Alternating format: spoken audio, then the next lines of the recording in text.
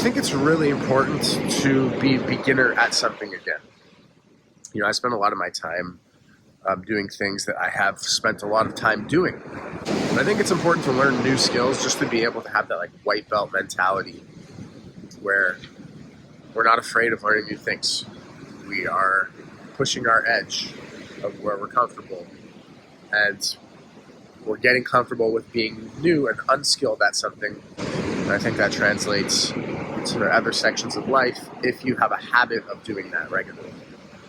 So that's also part of my ambition to learn how to surf. And because like it looks so cool. I see videos of people like riding waves. I'm like, shit, I want to do that. So I booked myself a 8-day surf trip because life's too short.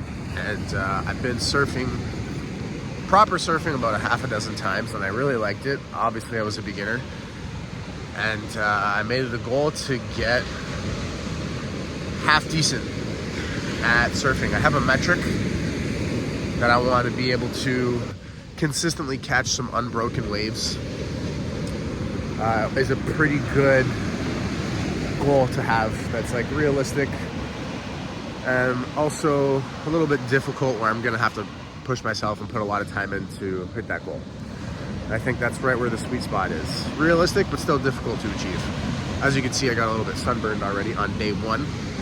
It is beautiful here. The waves are perfect condition for what I'm after, going from a pretty well complete beginner to more advanced beginner.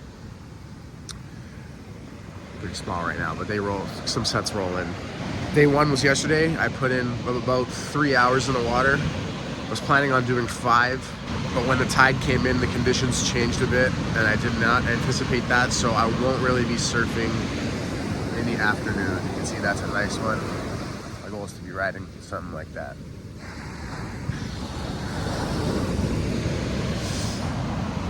So yeah, today's day 2. It's about 6 a.m. right now, 6:30 I should say.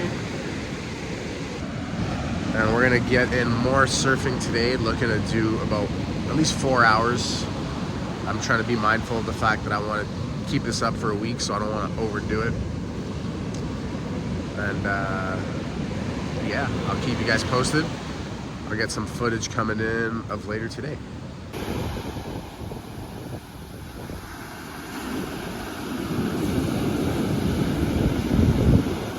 So this is what most of my waves on day 1 looked like.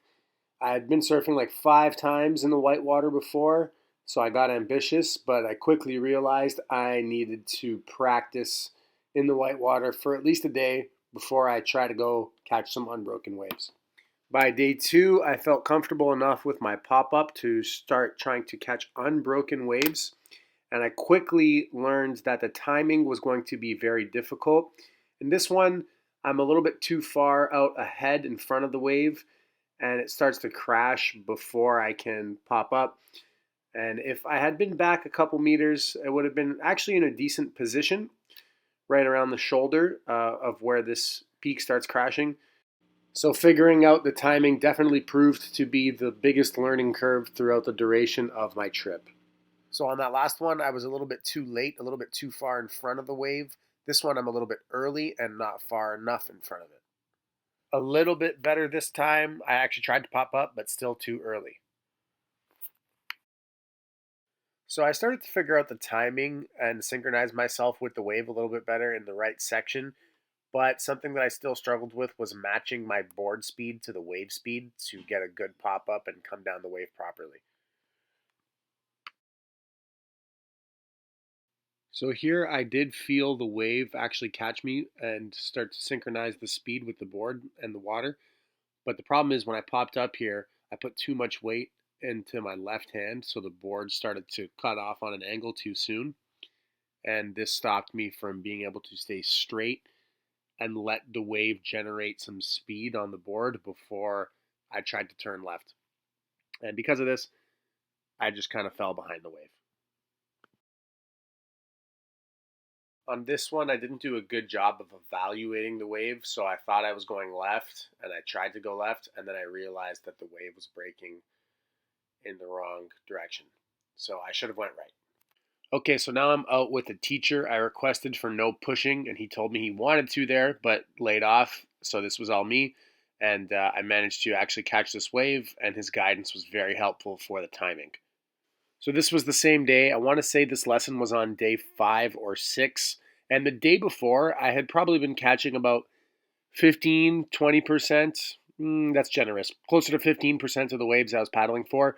But with the instructor, I was catching about half of them, which really made me realize how important it is to really understand the timing, understand when the water is hitting the tail of your board, when you should be popping up, when you should be paddling extra, extra hard in that last couple seconds.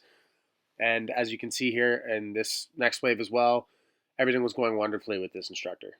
This was one of the waves of the trip for me. I tried to get down there and touch some water and actually feel like I know what I'm doing. I would call that a successful little side quest. I wouldn't say I actually fulfilled my goal of being able to consistently catch green waves, but I'm definitely a lot closer to it now than I was at the beginning of the trip. And I enjoyed myself, and really that's what counts. It's not about achieving the outcome. It's about enjoying your journey on the way to the outcomes. That's what's helped me progress a lot in anything that I want to make progress in my life, any skills that I want to develop. And man, that trip was so rewarding in a lot of ways that I didn't see coming. I made really good connections with a lot of the people I met. I got to hear a lot about life in their countries. People were from countries all over the world that were staying in the same hostel as me. And it was overall a super expansive trip, definitely lifelong memories. And for me, it's very important to have things planned in your year that will be lifelong memories, such as a surf trip to Nicaragua, learning a new skill like that. And that's obviously just one example, but it can look like anything. Surfing is definitely something I now thoroughly enjoy, and I actually went ahead and got myself some winter gear for winter surfing here in Toronto, where I live. The lake actually is so big that the wind is able to generate sizable and surfable waves. I've already been out a few times, and I'm going to buy my own board now, so I'm looking forward to actually fulfilling the goal of being able to consistently catch unbroken waves. Make sure you're not just letting life pass you by. Make sure you are getting out there, getting new experiences in, and being no stranger to sucking at stuff. Because that's how you get better at it. You got to be able to suck at something if you want to develop a skill in it. That's the price to pay in skill development across any discipline. So being willing to be a beginner at something, in my mind, is a skill in and of itself that will translate across every discipline. All right, guys, before I go, there's a link in the description down below for a life audit workbook that I personally designed and I use every quarter.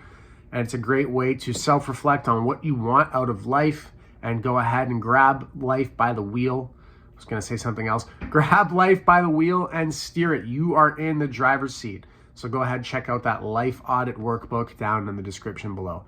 Thanks for watching, guys, and I'll see you in the next one.